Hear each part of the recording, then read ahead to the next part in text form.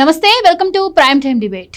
జగన్మోహన్ రెడ్డి స్థానిక ప్రజాప్రతినిధులతో నిన్న మీటింగ్ పెట్టారు. ఆ మీటింగ్లో ఆయన మరి 2.0లో కార్యకర్తలకు ఇంపార్టెన్స్ ఇస్తాను అని చెబుతూనే మరి కలియుగంలో రాజకీయాలు చేయాలి అంటే కేసులకు భయపడొద్దు అంటూ వాళ్ళకు కొన్ని దిశానిర్దేశాలు అయితే చేయడం జరిగింది. ఇదిలా ఉంటే మరోపక్క అసలు రాష్ట్రంలో బరితెగింపు రాజకీయం నడుస్తోందని, అలాగే కక్ష సాధింపు చర్యలతో అనవసరంగా అరెస్టులు చేస్తున్నారని చెప్పి జగన్మోహన్ రెడ్డి గారు అయితే అనటం జరిగింది. ఇక మరోపక్క ఇప్పటికే లిక్కర్ స్కామ్ కేసులో అరెస్ట్ అయినటువంటి ధనుంజయ రెడ్డి కావచ్చు, అలాగే కృష్ణమోహన్ కావచ్చు, గోవిందప్ప బాలాజీ, కేసిరెడ్డి, వీళ్ళందరూ కూడా గొంతెమ్మ కోరికలు జైల్లో కోరుతున్నట్టు వార్తలు అయితే వస్తూ ఉన్నాయి. మరోపక్క అరెస్ట్ చేసి తప్పు చేసిన వాళ్ళైతే మరి జగన్మోహన్ రెడ్డి ఏమో అరెస్ట్ చేసిన వాళ్ళదే తప్పు, వాళ్ళకి జగన్మోహన్ రెడ్డి 2.0లో సినిమా చూపిస్తామని, సప్త సముద్రాల అవతలున్న లాక్కొచ్చి కొడతామని బెదిరింపు వ్యాఖ్యలు చేస్తున్నారు. అసలు ఈ నేపథ్యంలో మరి ప్రజల్లో నడుస్తున్నటువంటి చర్చ గురించి, జగన్మోహన్ రెడ్డి గారి వ్యాఖ్యల గురించి, మరి జైల్లో ఉండి గొంతెమ్మ కోరికలు కోరుతున్నటువంటి వాళ్ళ గురించి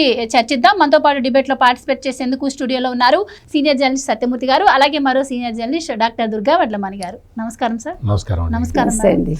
మేడం, జగన్మోహన్ రెడ్డి గారు నిన్న స్థానిక ప్రజాప్రతినిధులతో మాట్లాడిన స్పీచ్ మీరు వినే ఉంటారు.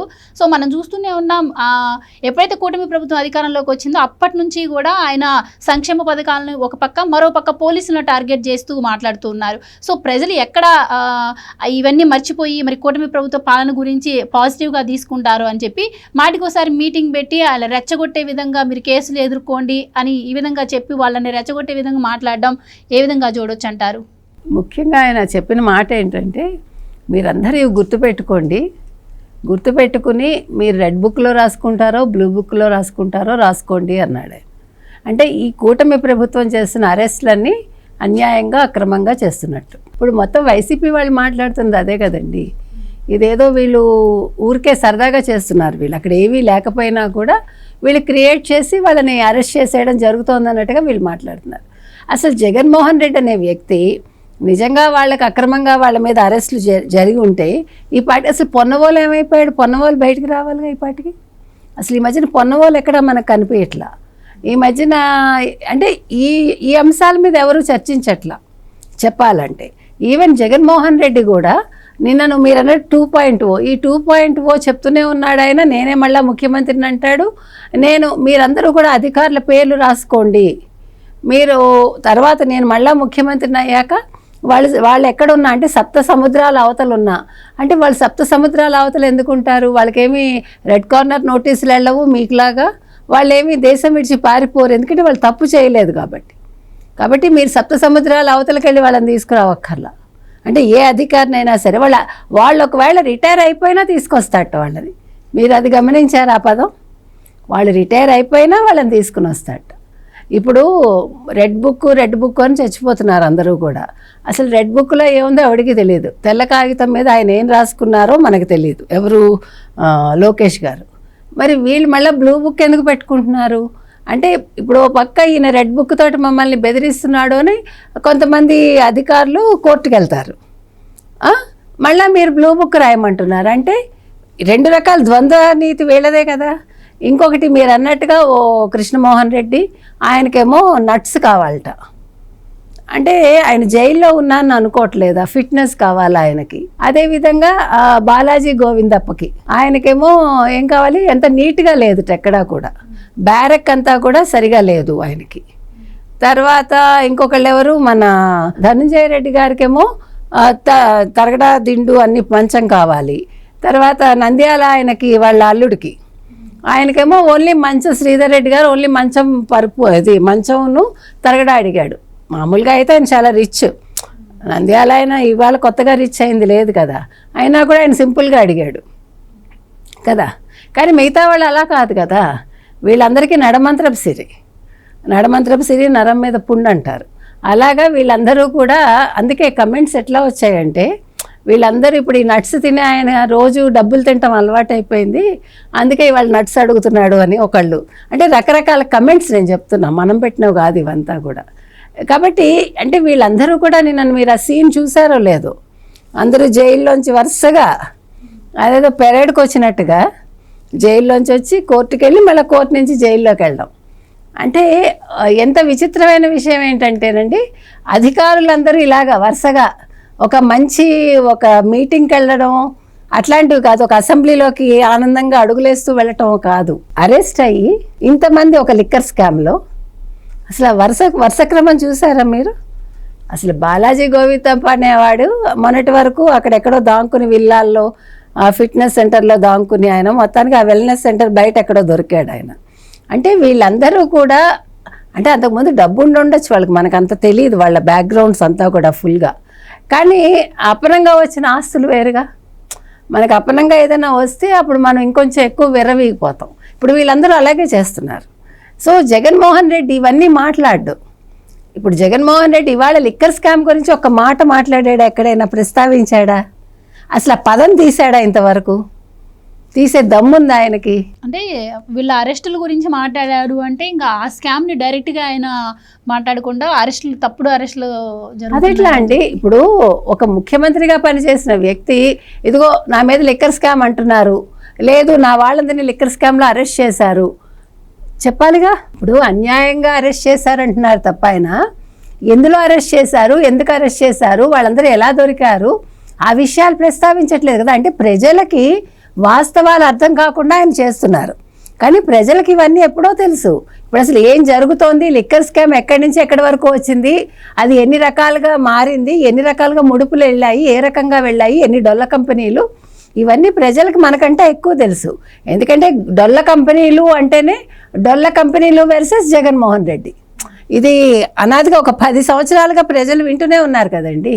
ఇవాళ కొత్తగా డొల్ల కంపెనీలు రాలేదంటే డొల్ల కంపెనీలు సృష్టించడంలో విజయసాయిరెడ్డి ఆరితేరితే విజయసాయిరెడ్డిని అందిపుచ్చుకున్నారు గోవిందప్ప బాలాజీ చార్టెడ్ అకౌంటెంట్గా. కాబట్టి ఇవాళ ఆయనకు దమ్ముంటే ఎవరు జగన్మోహన్ రెడ్డి గారికి ఆయన ఏం చేసి ఉండాలి? లిక్కర్ స్కామ్ అంటున్నారు, అసలు లిక్కర్ స్కామ్ ముడుపులు తాడేపల్లికి ఎప్పుడు వచ్చాయి, ఎందుకు వచ్చాయి, ప్రూవ్ చేయండి అని అడగాలి. మా ఇంటికి కంటైనర్ వచ్చిందన్నారు తాడేపల్లి ప్యాలెస్కి, ఎప్పుడు వచ్చింది? లేదు దుబాయ్కి 4,000 కోట్ల 3,000 కోట్ల ముడుపులు వెళ్ళాయంటున్నారు, ప్రూవ్ చేయండి. నువ్వు తప్పు చేయకపోతే మీరు అది విషయం చెప్పి మీరు నిలదీయచ్చు, మీరు ఛాలెంజ్ చేయొచ్చు, అవునా కదా? ఇవాళ చేస్తున్నాడా? చేసే దమ్ముందా జగన్మోహన్ రెడ్డి గారికి? లేదు కదా. నువ్వు ఎప్పుడు కూడా తప్పు చేసిన వాడే విషయాలు మాట్లాడరు. తప్పు చేయనప్పుడు ఇగో మీరు ఇందులో నన్ను అంటున్నారు, నేను చెయ్యలేదు అని బల్లగుద్ది నొక్కి వక్కాణిస్తారు. ఇప్పుడు చంద్రబాబు నాయుడు గారిని అరెస్ట్ చేసినప్పుడు ఆయన ఏమన్నారు? నేను తప్పు చేయలేదు. ఆయన ఒప్పుకున్నారా? నేను తప్పు చేయలేదు అన్నాక అది ఎట్లా ఆయన బయటకు వచ్చారో ప్రజలందరికీ తెలుసు. ఆయన అన్ని 53 రోజులు ఆయన జైల్లో పెట్టినా కూడా ఆయన ఎంతో ధైర్యంగా జైల్లో ఉండి ఆయన చక్కగా బయటకు వచ్చారు. మళ్ళీ తర్వాత ఏదైనా కేసు ఉందా? ఆ కేసు వీగిపోయింది, వాళ్ళు పెట్టిన కేసు వీగిపోయింది. ఆ కేసు గురించి అందరం మాట్లాడాం, ఆ పేర్లు చెప్పి మరీ మాట్లాడాం. చంద్రబాబు నాయుడు గారు మాట్లాడారు.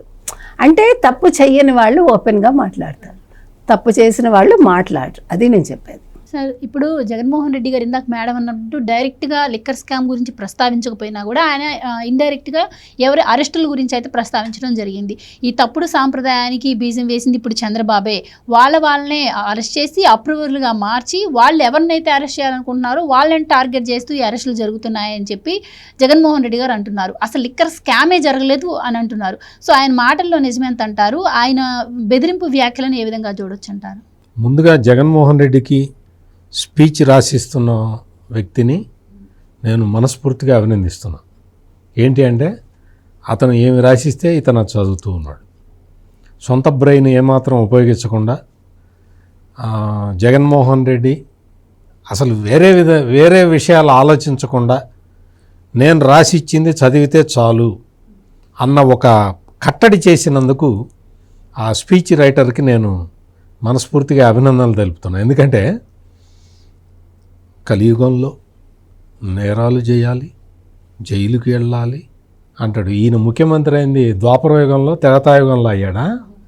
కలియుగంలో ఈయన ముఖ్యమంత్రి అయిన తర్వాతే కలియుగం స్టార్ట్ అయింది. అప్పటి వరకు అంత బాగానే నడిచింది. కలియుగం స్టార్ట్ అయిందే ఈయన ముఖ్యమంత్రి అయిన దగ్గర నుంచి. కలియుగంలో నేరాలు ఘోరాలు ఎట్లా? ఇప్పుడు రాజు ఒక పూర్వకాలం కూడా మనం చాలా స్టోరీలు చదువుకున్నాం. రాజు ఒక దేశానికి ఒక రాజ్యానికి రాజు ఉంటాడు. ఆ రాజే ప్రజల్ని కొల్లగొట్టి తినేస్తాడా? మరి ఇక్కడ జరిగింది ఏంటి? ముఖ్యమంత్రి, ఒక రాష్ట్రానికి ముఖ్యమంత్రి అంటే ఏంటి? ఒక ట్రస్టీ, ధర్మకర్త. ఆ ధర్మకర్త ఏం చేయాలి? ప్రజల సంక్షేమాన్ని వాటిని చూడాలి.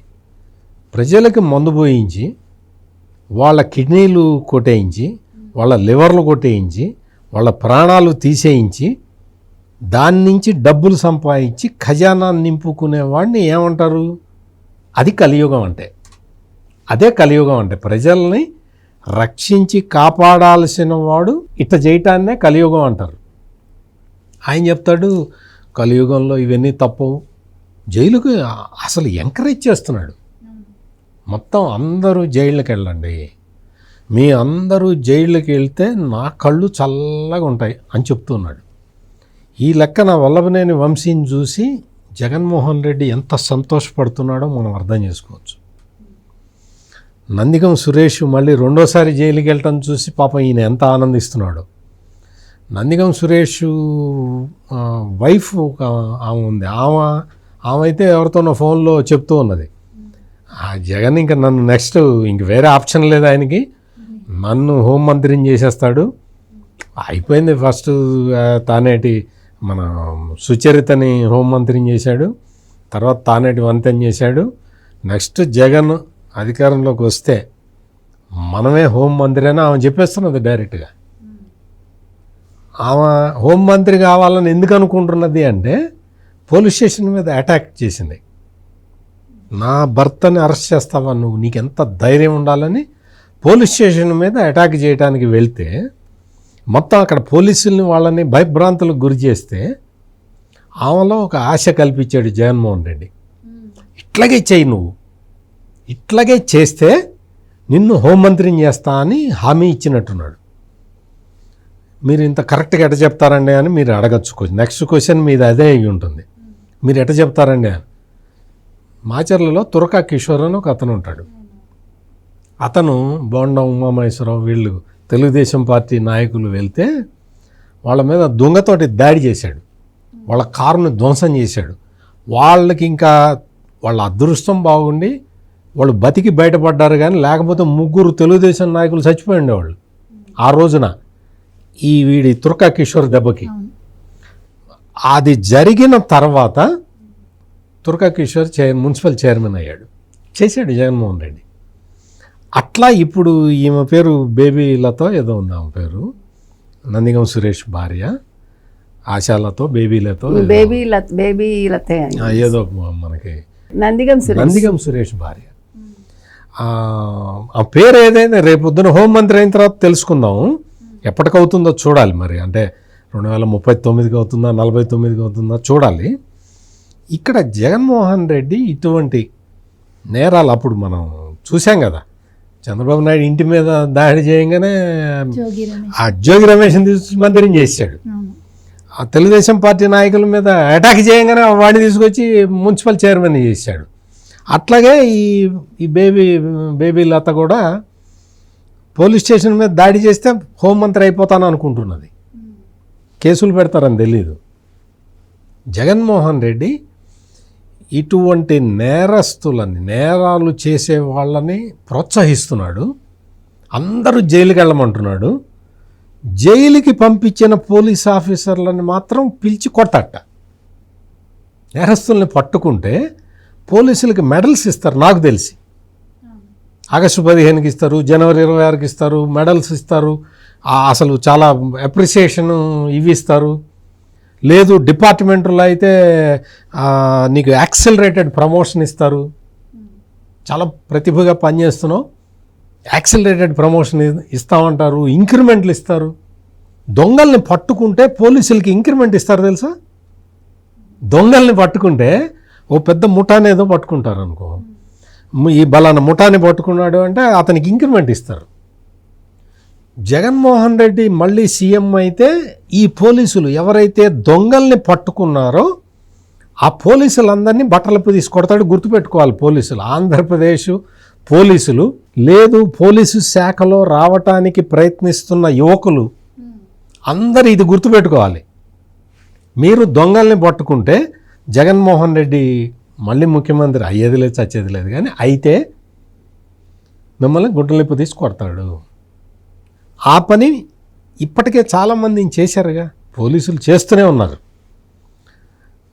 పాపం ఆ వల్లభనేని వంశీని చూస్తే మనకి జాలేస్తున్నది, కానీ జగన్మోహన్ రెడ్డికి మాత్రం ఆనందం వేస్తున్నది. వల్లభనేని వంశీ భార్యని రెడీ చేసుకుంటున్నాడు క్యాండిడేట్గా.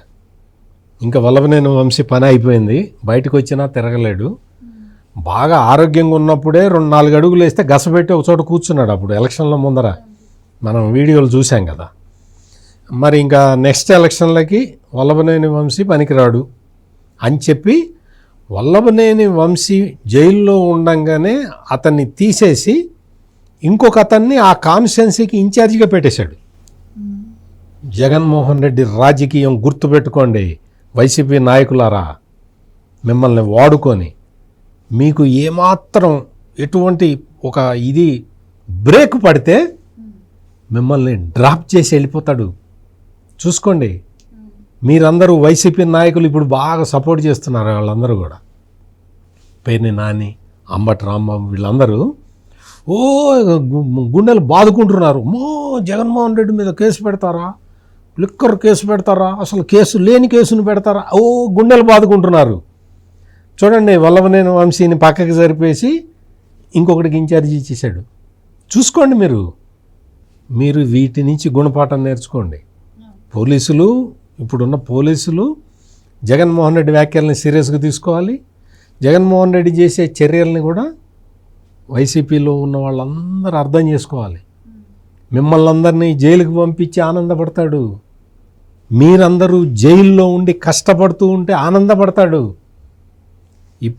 ఇప్పుడు ఇందాక దుర్గ గారు చెప్పారు, ఆ కృష్ణమోహన్ రెడ్డికిట జీడిపప్పులు కావాలట.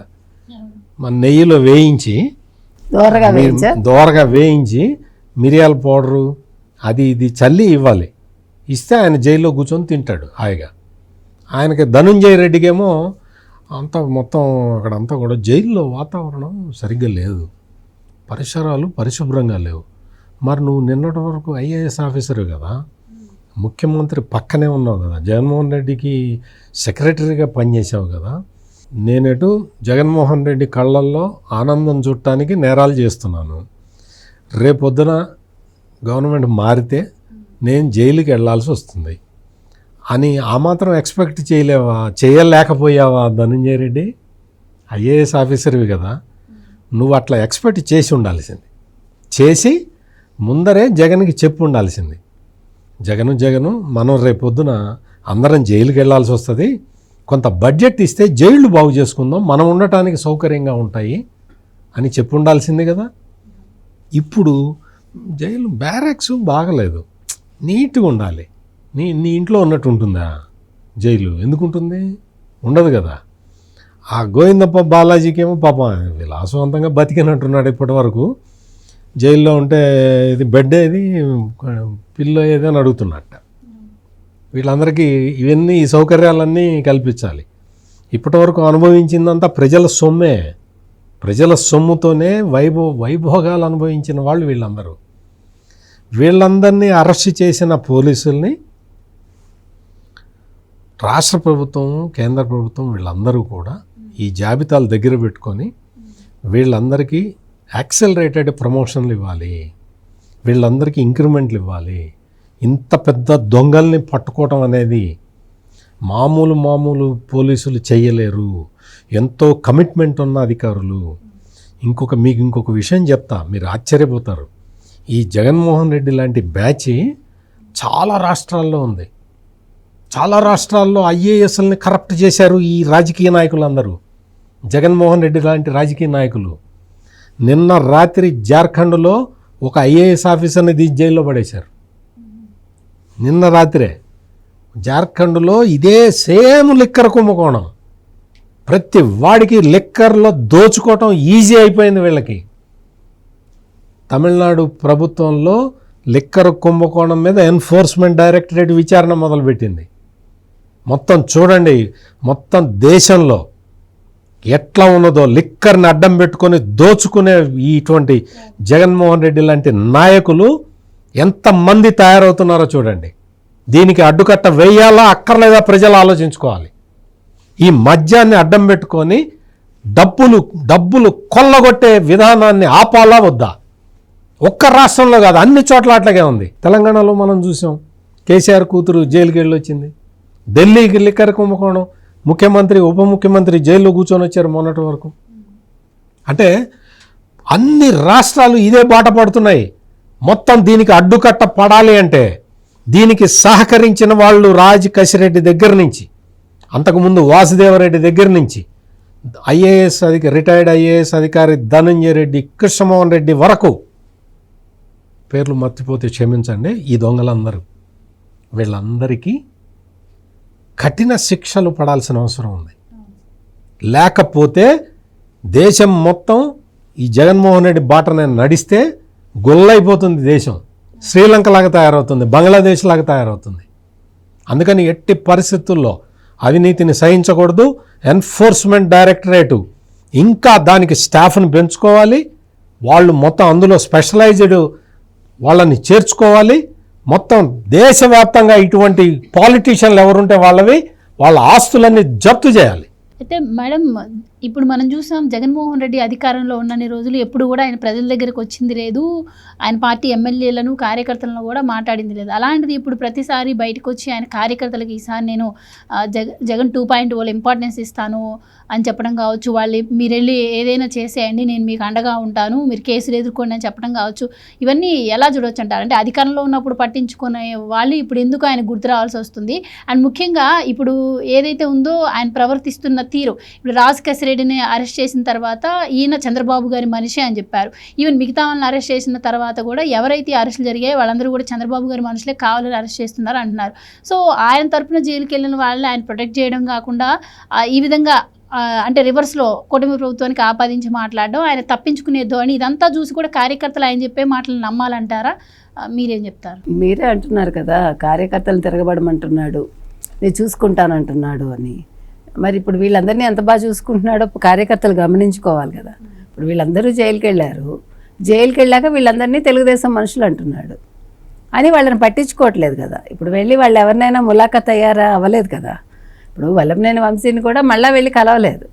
ఇప్పుడు మీరు గమనిస్తే కనుక అయితే వల్లభనేని వంశీ కావచ్చు, పోసాని కృష్ణమురళి కావచ్చు, అంతకుముందు వాళ్ళు అరెస్ట్ అవ్వగానే ఫస్ట్ వాళ్ళ భార్యలు రెచ్చిపోయారు. మీరు గమనించండి, వాళ్ళ భర్తల విషయంలో. అంటే భర్తలను అరెస్ట్ చేయడం తప్పు అంటూ అన్యాయం అక్రమం అని అరిచిన వాళ్ళు నెమ్మదిగా తగ్గుతూ వచ్చారు. అంటే వాళ్ళ వాయిస్ తగ్గిపోయింది. ఎందుకు తగ్గిపోయింది? ఫస్ట్ రోజు ఇచ్చిన హామీ తర్వాత జగన్మోహన్ రెడ్డి ఇవ్వలేదు. జగన్మోహన్ రెడ్డి చేతులు ఎత్తేసి ఉంటారు, సింపుల్. కాబట్టి ఇప్పుడు వీళ్ళందరి విషయంలో కూడా ఆయన తెలుగుదేశానికి సంబంధించిన వాళ్ళు లేకపోతే పచ్చ బ్యాచ్ అన్నట్టుగా వీళ్ళకి ఒక ముద్ర వేస్తున్నాడు. మరి పచ్చ బ్యాచ్ అంతా చంద్రబాబు నాయుడుతో పనిచేయలేదు కదా. అంటే ఇప్పుడు ఆయన అంటానికి కూడా ఒక ఆధారం ఉండాలి. ఇప్పుడు వీళ్ళు 5 ఏళ్ళు ఈయనతో పనిచేశారు, ఇప్పుడు 6 ఏళ్ళుగా ఆయనతోటే ఉన్నారు చెప్పాలంటే, ఇంకొక ఏడాది ఈ ఏడాది కూడా కలుపుకొని. మరి నిన్నటి వరకు ఆయనతోటే కదా టచ్లో ఉన్నారు వీళ్ళందరూ కూడా. వీళ్ళందరూ ఎక్కడున్నారో దాంకున్నారు ఫస్ట్, పైగా పెచ్చు. అంటే దాంకోవడం ఎందుకు వస్తుంది? తప్పు చేసినప్పుడే కదా దాంకుంటారు. మరి అలాంటి మనుషులు తెలుగుదేశం మనుషులని మీరు అన్నప్పుడు మీరు ఎవిడెన్స్లు ఇవ్వండి. జగన్మోహన్ రెడ్డి గారు తెలుగుదేశానికి సంబంధించిన వాళ్ళు, చంద్రబాబు నాయుడు మనుషులు, ఎవిడెన్స్ చూపించండి ఇవాళ మీరు. ఇప్పుడు మాటలు అంటాం చాలా తేలిక కదండి, మాటలు నేను మాట్లాడతా. ఇప్పుడు నేను ఎవరినో ఇగో వీడు దొంగ అంటాను అనుకోండి, వీడు దొంగ అయిపోతాడు అవ్వడు కదా. అన్లెస్ అంటే నేను I have to prove that. ఇగో నా గొలుసు దొంగతనం చేశాడనో ఇది దొంగతనం చేశాడనో నేను పర్టికులర్గా చూపించగలగాలి, ఏదో ఒక ఎవిడెన్స్ చూపించాలి. ఎవిడెన్స్ లేకుండా ఒక ముఖ్యమంత్రిగా పనిచేసిన వ్యక్తి, ఒక ఎమ్మెల్యేగా ఉన్న వ్యక్తి మాట్లాడుతున్నాడంటే ఇది ప్రజలు గమనించుకోవాలి. ఈయనకి ఏమైనా మతి చెల్లించిందా, ఏమైనా తేడాగా ఉన్నాడా, ఈయన ముందు డాక్టర్కి చూపించాలా అని ప్రజల్లో సందేహాలు వస్తాయి. ముఖ్యంగా కార్యకర్తలు కూడా ఆలోచించుకోవాలి. కార్యకర్తలు ఇవాళ ఏం ఆలోచించుకోవాలి? ఇదేంటి జగన్మోహన్ రెడ్డి ఇలా మాట్లాడుతున్నారు? లిక్కర్ స్కామ్ అనేది ఆయన హయాంలో జరిగింది.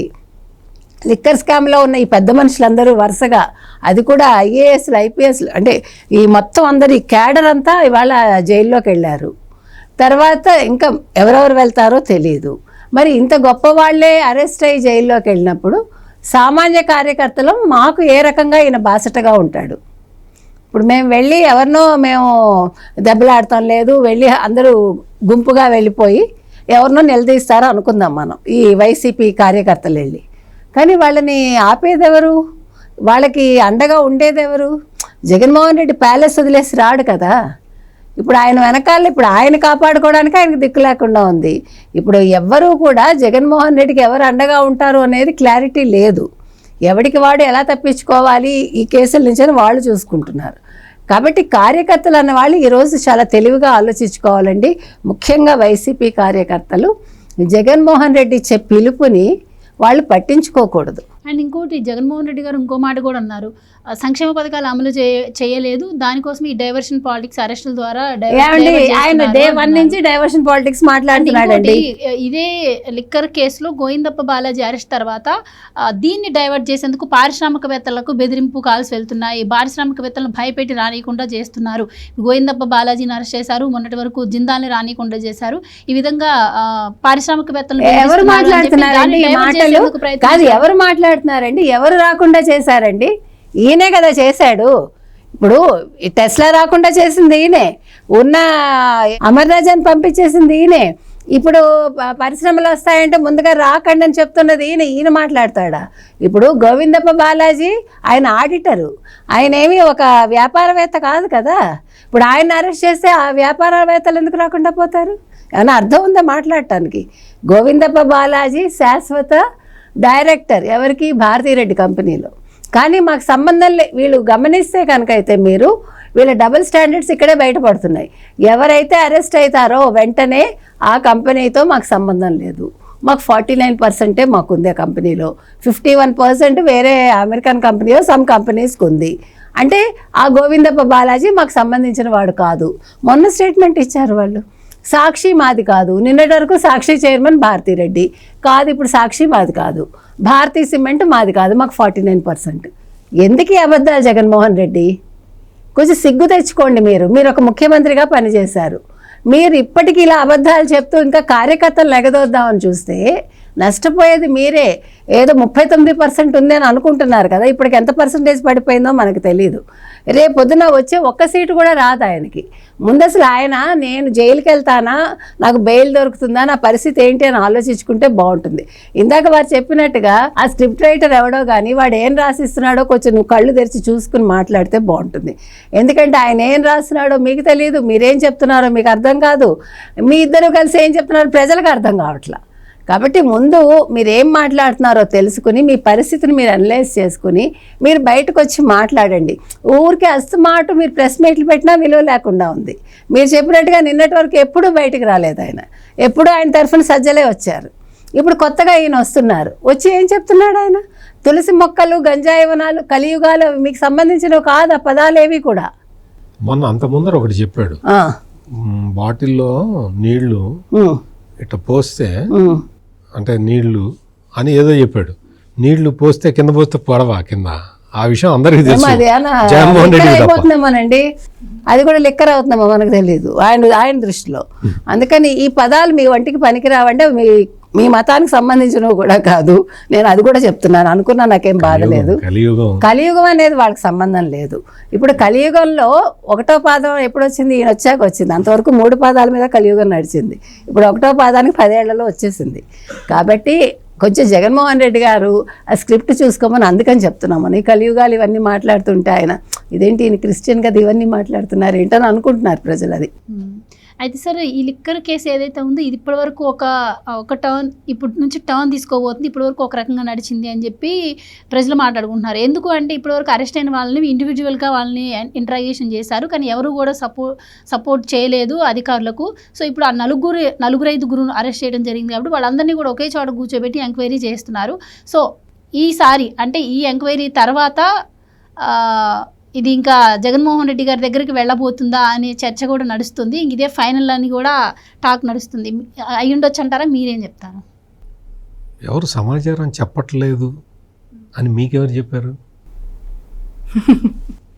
అందరూ లోపలికి వెళ్ళిన తర్వాత చచ్చినట్టు చెప్పాల్సిందే. అంటే వాళ్ళ 5గురిలోనే ఒక్కొక్కరికి పొంతలేని సమాధానాలు చెప్తున్నారు. ఎందుకు అంటే అట్లా ఎందుకు ఉంటుంది అంటే, ఇప్పుడు ధనుంజయ రెడ్డి కొట్టేసిన డబ్బులు కృష్ణమోహన్ రెడ్డికి తెలియదు, కృష్ణమోహన్ రెడ్డి కొట్టేసిన డబ్బులు గోవిందప్ప బాలాజీకి తెలియదు, గోవిందప్ప బాలాజీ కొట్టేసిన డబ్బులు రాజకసిరెడ్డికి తెలియదు, రాజకసిరెడ్డికి కొట్టేసిన డబ్బులు విజయసాయిరెడ్డికి తెలియదు, విజయసాయిరెడ్డికి కొట్టేసిన డబ్బులు సజ్జల శ్రీధర్ రెడ్డికి తెలియదు, సజ్జల శ్రీధర్ రెడ్డికి కొట్టేసిన డబ్బులు సునీల్ రెడ్డికి తెలియదు, సునీల్ రెడ్డి కొట్టేసిన డబ్బులు అనిల్ రెడ్డికి తెలియదు.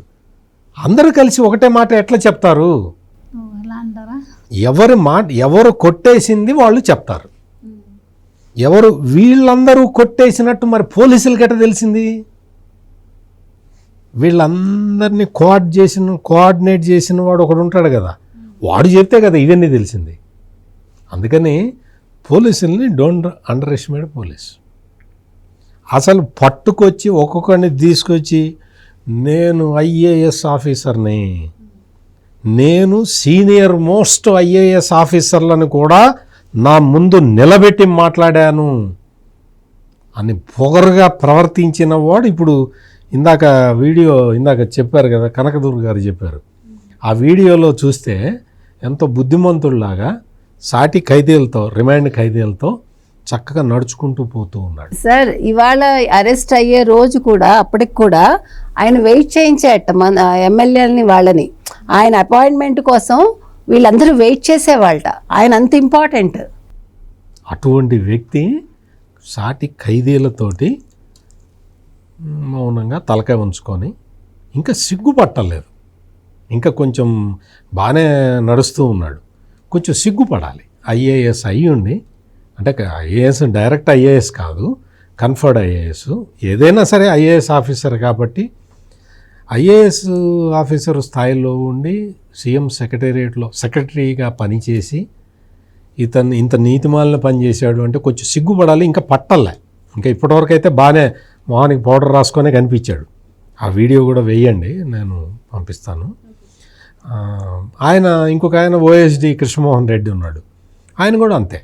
ఆయన తరతరాలుగా కట్టప్పలాగా పనిచేస్తూ ఉన్నాడు వైఎస్ కుటుంబానికి. అతను జీడిపప్పు అడిగాడని చెప్పానే, నేతిలో వేయించి జీడిపప్పు కొంచెం పెప్పర్ జల్లి ఇవ్వమని అడిగాడే, ఆయన కూడా ఇవ్వమన్నాడు. ఆయన కూడా కట్టప్ప తరతరాలుగా. మీరు ఒకటి గమనించండి, విజయసాయిరెడ్డి దగ్గర నుంచి, గోవిందప్ప బాలాజీ దగ్గర నుంచి, కృష్ణమోహన్ రెడ్డి దగ్గర నుంచి అందరూ కూడా తరతరాలుగా పనిచేస్తున్న వాళ్ళే వీళ్ళ కింద. కృష్ణమోహన్ రెడ్డి అంటే మీకు తెలిసి గుర్తుండే ఉంటుంది, అబు సలేం అని ఒక స్మగ్లర్ ఉండేవాడు, ఇంటర్నేషనల్ స్మగ్లర్. ఆయన ప్రియురాలు మోనికా బేడి అని ఒక సినిమా యాక్టర్ ఉండేది.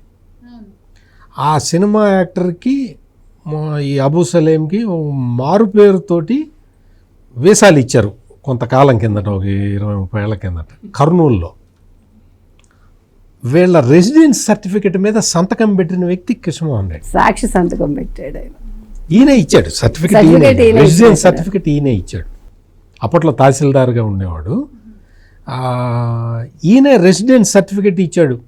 మోనికా బేడి అని ఆమె పేరు మార్చుకున్నది, ఆ పేరుతోటి ఉంటుంది అని చెప్పి సంతకం పెట్టి ఇచ్చాడు.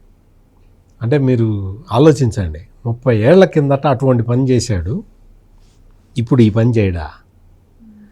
ప్రజలందరూ కూడా దీన్ని అర్థం చేసుకోవాలి.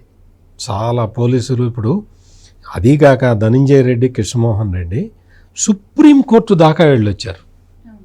సుప్రీంకోర్టు మీలాంటి వాళ్ళకి బెయిల్ ఇస్తే మేము అసలు ఈ అక్రమాలని ప్రోత్సహించినట్టు అవుతుంది, మేము మీకు యాంటిసిపేటరీ బెయిల్ ఇవ్వము అని చెప్పారు. సుప్రీంకోర్టు చేసిన ఆ కామెంట్ని ప్రజలందరూ గమనించాలి. అంటే సుప్రీంకోర్టు అంత తీవ్రమైన వ్యాఖ్యలు చేసింది అంటే వీళ్ళ మీద ప్రైమా ఫేసి ఎవిడెన్స్ ఉన్నట్టు లెక్క. ఇప్పుడు తేలాల్సింది ఏంటి అంటే గోల్డ్ బిస్కెట్లు ఎక్కడ పెట్టారు, కిలోల బంగారం కొని అవన్నీ ఎక్కడున్నాయి, విదేశాలకి తరలిపోయినా ఎక్కడొక్కడ ఉంటాయి కదా, అవన్నీ కూడా ఇప్పుడు బయటికి తెస్తారు. పోలీసు కస్టడీ అడుగుతారు వీళ్ళందరినీ కూడా, చాలామందిని. వీళ్ళందరూ ఇంకా చెప్పాల్సినవి చాలా ఉన్నాయి, నడవాల్సిన కథ చాలా ఉంది. అందుకని ఇప్పుడే కథ నెక్స్ట్ ముగిసిపోతుంది, క్లైమాక్స్ వచ్చేసింది, ఇవేం అక్కర్లేదు. పోలీసులు మాత్రం వాళ్ళ ఉద్యోగంలో వాళ్ళు చాలా బాగా పనిచేస్తూ ఉన్నారు. We have to appreciate police.